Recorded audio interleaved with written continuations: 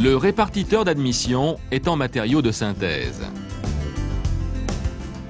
Il est appelé symétrique, la distance séparant le boîtier papillon de chaque soupape est identique.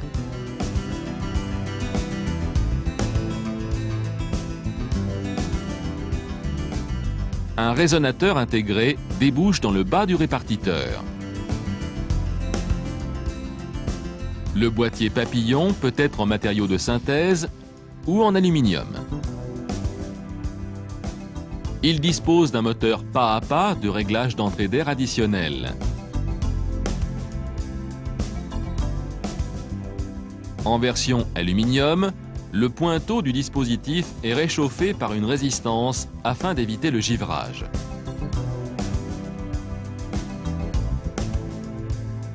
L'échappement comporte un collecteur en tôle à faible inertie thermique de marque Arvin.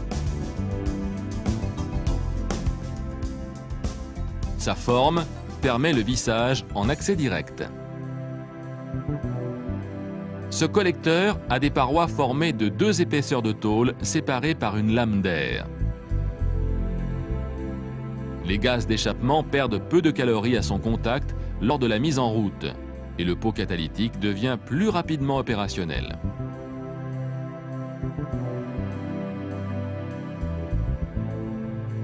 Le pot catalytique est relié au collecteur par un raccord cône sur cône serré par un collier. Le raccord est suivi par une rotule ou un flexible de découplage court.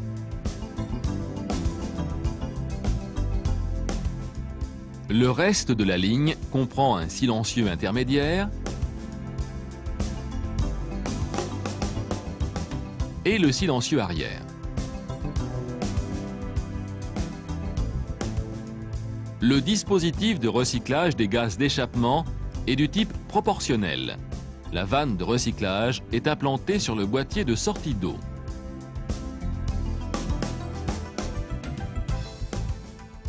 Sa commande par le calculateur moteur est un rapport cyclique d'ouverture, RCO. Elle est fermée lorsqu'elle n'est pas commandée. Un conduit ménagé dans la culasse recueille les gaz d'échappement.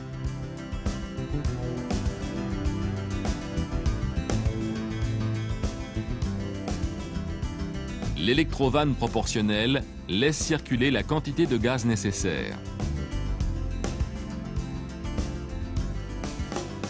Les gaz sont dirigés vers le collecteur d'admission en aval du boîtier papillon par un conduit métallique flexible. Le dispositif de recyclage a pour fonction principale la diminution de la consommation.